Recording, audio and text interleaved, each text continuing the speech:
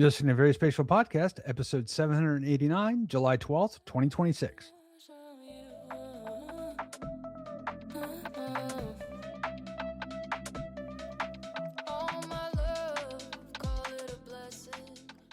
Hello and welcome to our VerySpatial Podcast. I'm Jesse.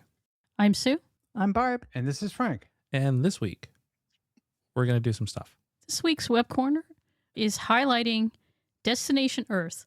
So this is a joint effort of the European Union and things like Copernicus, some other groups putting together. But what it is a highly, hopefully, what they're building is a highly accurate digital twin of the Earth.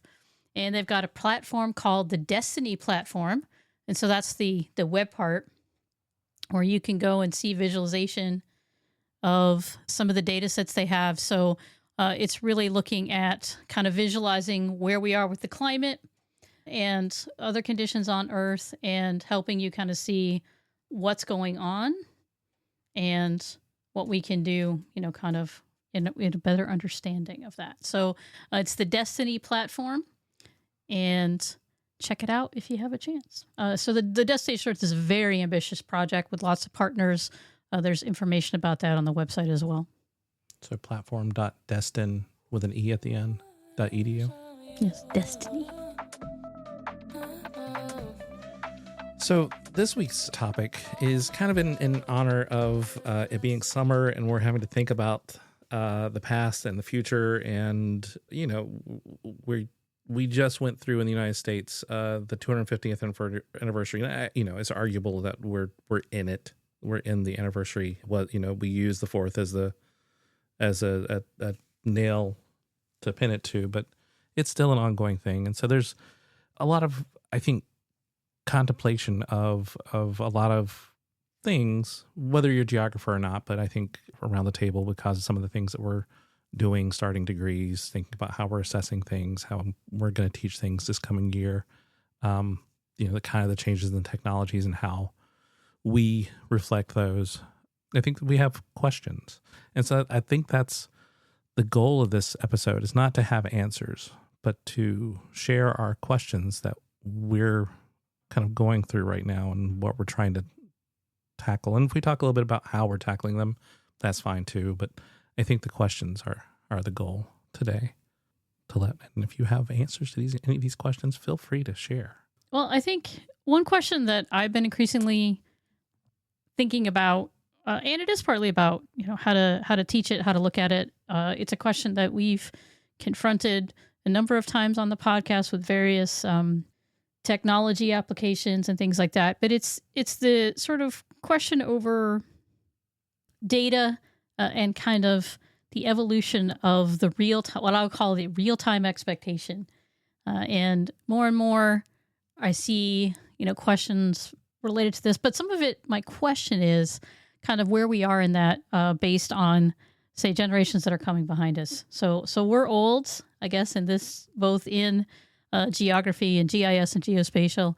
And so we've kind of seen it evolving. And I'm really curious to see the perspective of people who are younger and have you know, migrated to it, to GIS, to classes, to utilizing it, and how they sort of see it a little bit differently than I see it. So, for example, I was kind of surprised, and what prompted the most recent kind of thought about this is there was a project, and it was a Kickstarter or something, where they created, I can't remember, they call it the flight deck or something. But anyway, it's basically a little display that shows you planes that are going overhead or nearby you. So it has and it will, you know, and I didn't look to see where it gets the feed from, but essentially they based it off an ad for British Airways that someone had seen where there's a little boy and he points up at the sky, and as a plane goes overhead, so it must be on an approach path or something, it says what plane he's pointing at. And so they turned that into this device. And so it kind of got me thinking again, like some people I mentioned it to didn't really think that was kind of a big deal. But I think to us who were, you know, kind of in this whole thing, that was like, wow, that we would just think, oh, that's a cute thing to be able to tell, you know, airplanes that are moving overhead and just have the feed just change, you know, like it's a fun desktop widget or whatever. So anyway, that's just a question that I continue to think about is how to grapple with the expectation of real-time data, how to teach how to use it and access it, and and even to show people, because it's changing so fast. My related one is how do you get students to care about spatial stuff? Okay, I don't know if that's related. That is a much deeper question. No.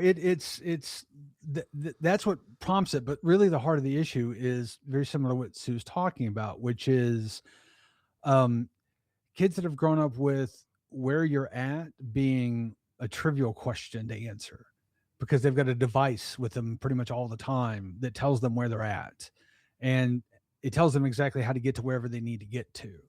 And we can make jokes about kids that these days they don't know how to give directions or read a map or all this other stuff like that. But really, the thing that I'm struggling a bit with is the spatial is so embedded in everything we do, which is awesome, which is amazing. It's the dream, right? But it's also so commonplace. It makes it a little hard for me to get kids excited about things you can do with this, because to them this is just basic information everybody knows. It's almost like I don't even want to call it pop culture, because I think they're, at least when I was their age, I was more interested in that than these basic things. But I guess it's a little bit like how to calculate a logarithm. The thing in the calculator does that. What do I care what the math is? That is a problem I'm having, and a question I'm having. It's like, okay, how do we approach this with fresh eyes, given that you always know where you're at, and you always know how to get to where you want to go? So I apologize for this metaphor in advance. So basically, we're at the point now where, one, they don't know how to unzip a zip file, right? Yeah. Why do they need to? The software will do it for them. They don't know where things are. Why do they need to? The software will do that for them. So we're at that point where things have enabled understanding, and it's the same thing with AI and such. And so how do we break through that to get them to think about, why do you need to unzip a zip file? Why do you need to know where locations are? So that's your question, I think, right? Yeah. And what cool things you can do with it. They'll go, oh, that's pretty cool. That'd be fun to do. I'd like to explore more about that. It's just kind of like moving them off the relatively, well, everybody knows that. It's just the phone tells you, to, there's actually a lot more interesting things to talk about in the world. And so how do we do that? And the ways that I approach it is because I understand how much of an uphill climb it was from, the sitting in the navigator seat, helping the driver figure out where the next turn is, that type of nonsense, to that not being an issue that anyone needs to think about anymore. It's a challenge for me. So that is a question I have, is how do I get them to get that excited about it? Yeah. Well, I was going back to, Sue's excitement about that app, which was inspired by an advertisement. So, thinking about that, when I first thought about this question, my thought was, I have so many questions, because geography, we do that. We have so many questions, and it's just a matter of how much time do we have to explore them, and how do we get people together to talk this way? And I think with students, it's, how can we get people in to feel like geographers, to have these deep questions? Even as a journalist, I didn't have this much fun asking this many questions. So many people seem to be willing to get creative, to get inspiration. And I think that's what students need to feel and see, that your idea isn't small. It hasn't been done. Just because you're doing it to satisfy your own curiosity is good enough, especially because it can turn into something down the road. It makes me think about the Urban Observatory and how that was started by an undergraduate student, when he was a design student, and didn't get done until he retired. I want to believe I have a lifetime to pursue all this. I came to geography late. I have so many questions and not enough life for all the questions I've got. Yeah. But hey, that is kind of a thing, right? Is how do you get back I think for geography and all the stuff we do, like, how do you get people to the excitement over discovery, right? Maybe that's part. I don't know, Frank, if that's part of the struggle, because I feel that too, right? But I'm someone who, when I was a kid, teenager or whatever, used to love to watch the how it's made, and you'd watch these factories where they're, I'm like, how did they figure out how to automate all that? Like, somebody had to figure out this is how this is going to happen. And like, I pour chocolate on the nougat, and I knew the kind of chocolate I had to do and how much the burst had to be, and that the wrappers are automatic, and it's just this amazing, thing. But it's something that when you eat it, you're like, oh, it's delicious. You don't really think about how did it get there, but it's actually super complex. And I guess that's maybe the thing to think about is how do you, get people want to know. You could be blasé about, real-time data. And for example, because that was the example kind of I was starting with, but how we got there is actually pretty amazing. And the fact that it works at all is like, oh my God. And then you can argue, oh, well, it's not perfect, blah, blah, blah. That's true. But I think that maybe that, that's a question that I continue to ask. It's like, how do you pass that on to people who see the end result as something that as you say, Frank, is kind of the everyday now. And so that's a question that I also kind of try to struggle with. And I also feel kind of silly sometimes when I get super excited and everybody's just kind of looking at me like, okay. And I'm like, come on, this is cool. That's cool. Isn't it cool? It's got to be cool. Yeah. like I remember when it didn't exist. Which could have been yesterday for all we know. Yeah, exactly. Right. And the speed at which change happens now too.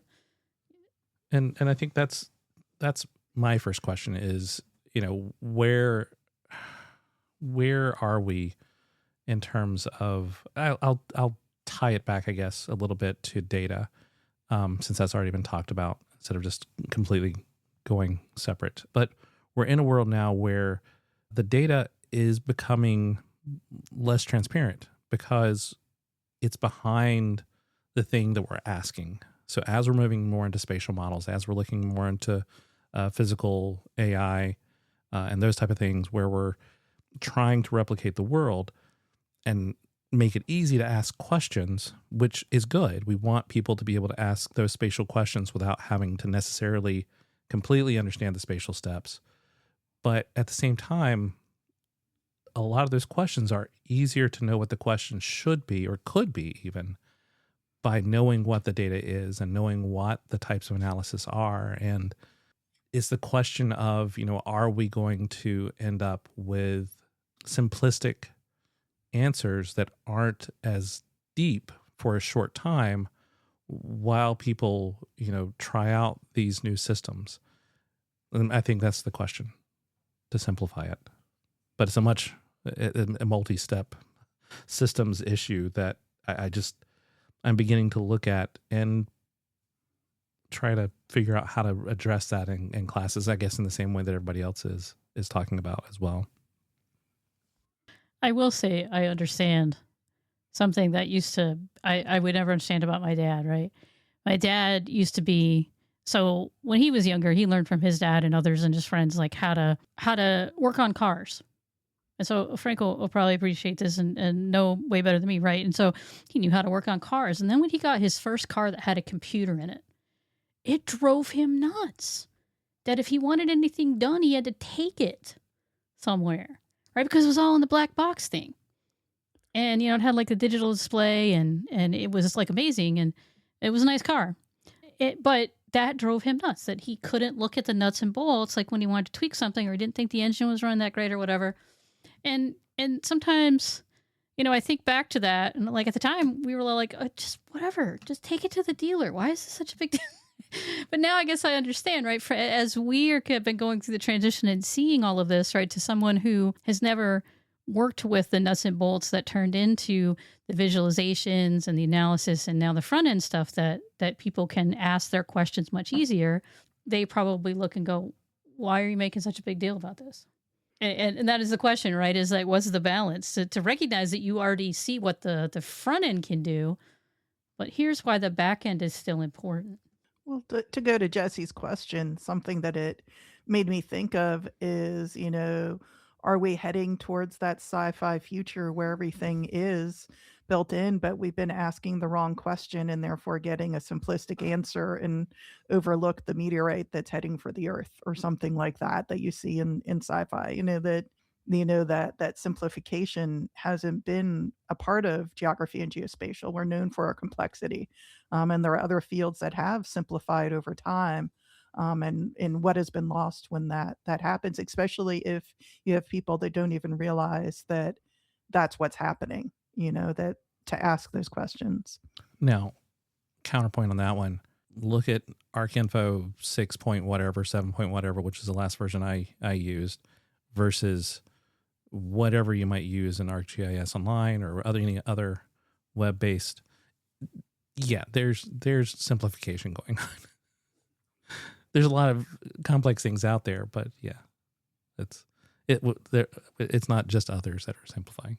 And sometimes the simplification is for the better, right? Yeah. I mean, don't worry your pretty little head about it is not necessarily a bad thing in a lot of cases. Thinking about the car example that Sue is talking about is that, yeah, there was a time when you could get with a screwdriver and some hand wrenches and you can basically do anything you need to do on a car, maybe a couple pair of pliers, but now we've moved beyond that, but there are new tools that allow you to kind of do some of that stuff. And so this is one of the questions that I've been kind of wrestling with lately, which is at what point do I not care anymore? Now, this is a weird way to phrase it, but essentially, I've spent most of my career very much on the cutting edge of the technology piece of it and being aware of these things that are changing.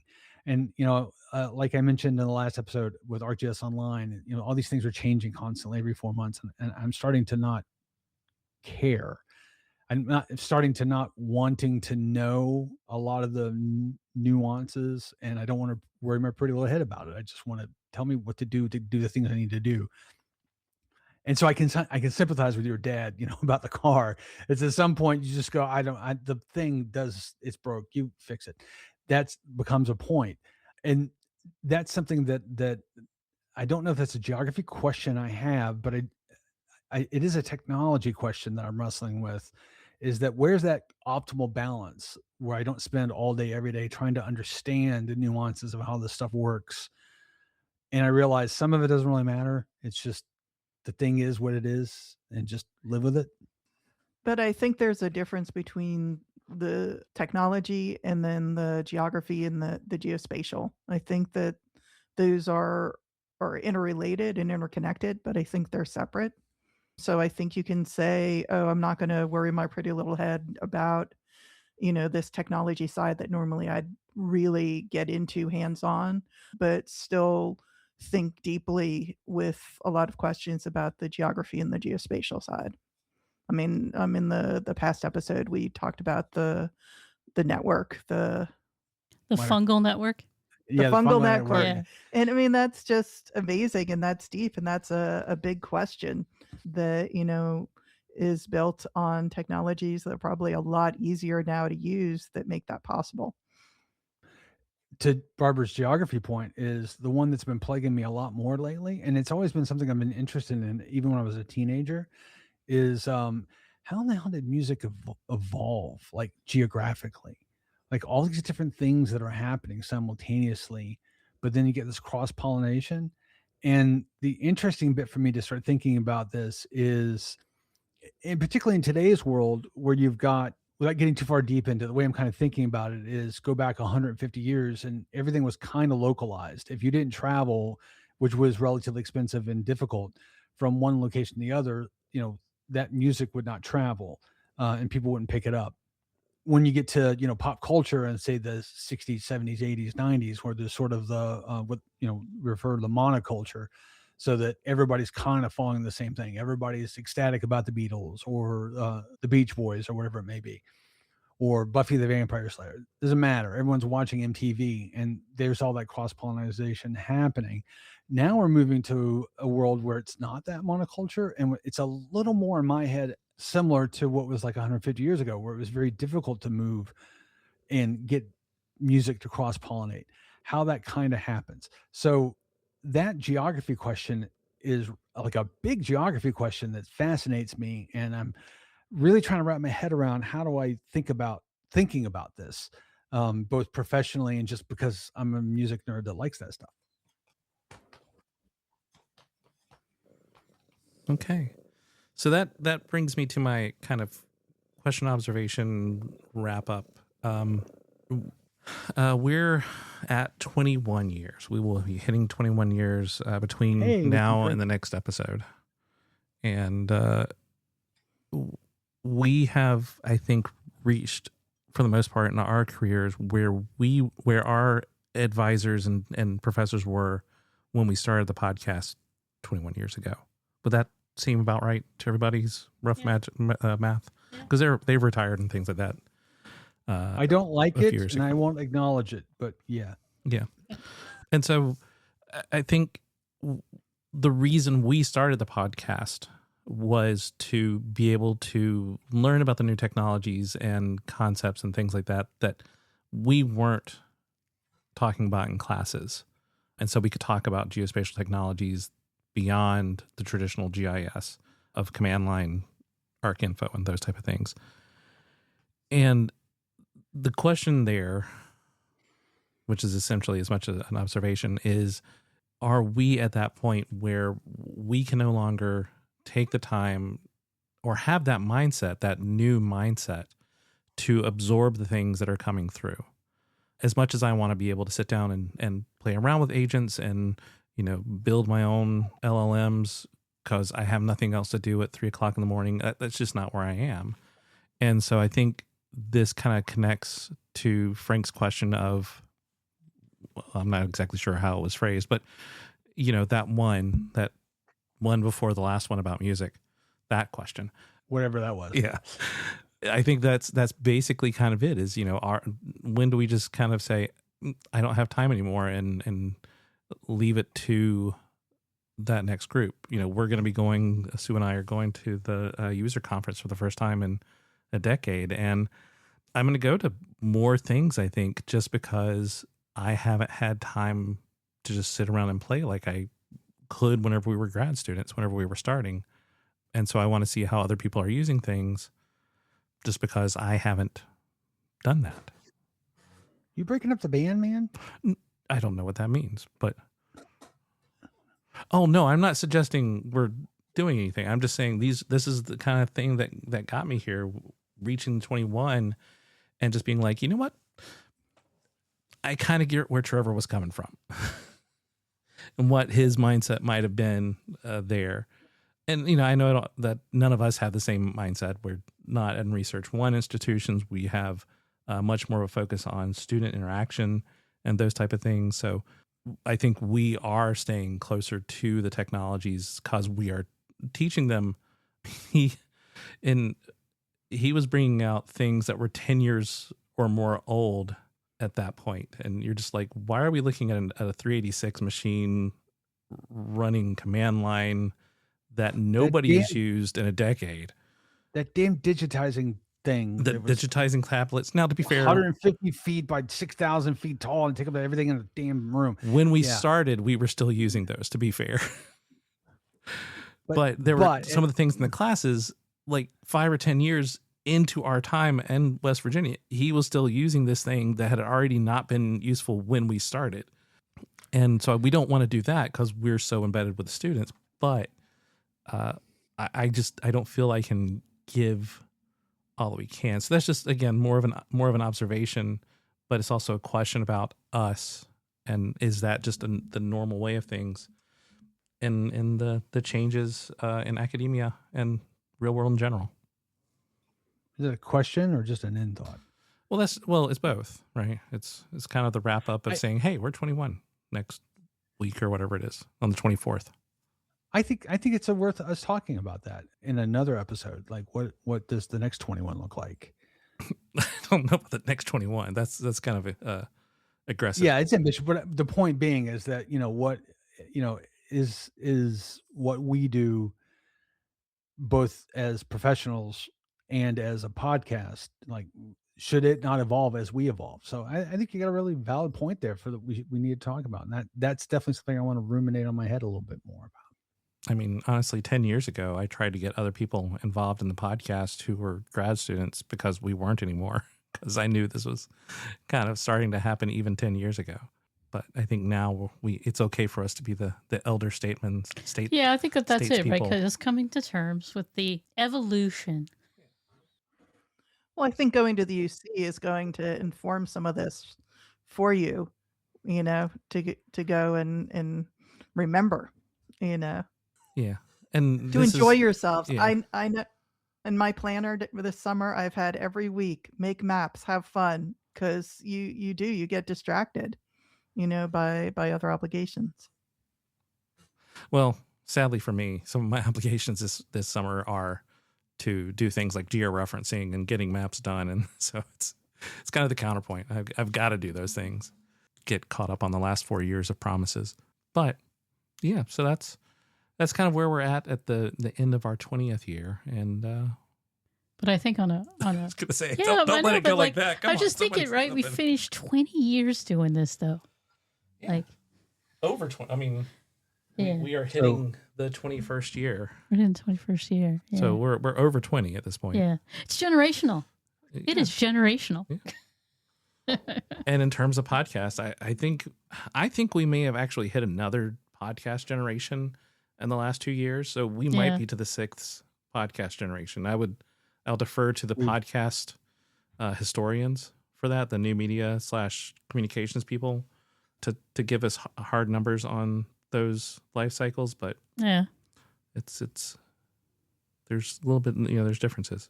Yeah. And the AI is causing a lot of disruption. All right.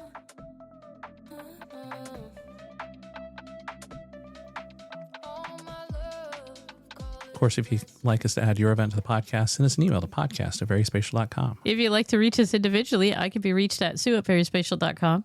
I can be reached at barb@veryspatial.com. You can reach me at frank@veryspatial.com. I'm available at Jesse@veryspatial. And of course, you can find all of our contact information over at veryspatial.com/contacts. As always, We're the folks from Very Spatial. Thanks for listening. And we'll see you in a couple weeks.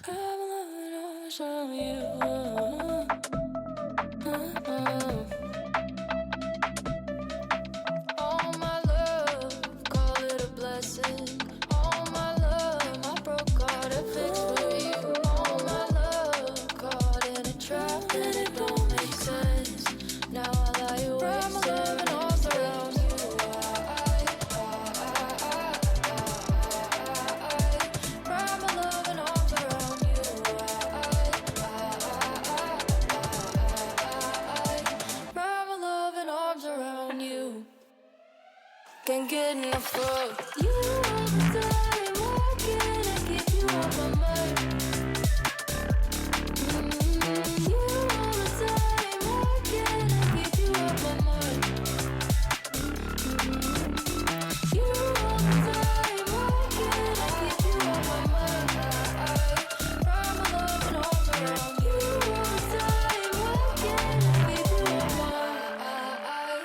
Wrap my love and arms around. I really don't feel well for someone I can tell. The second I see you, there's something wrong with me. The second I see wrong with me. I see colors when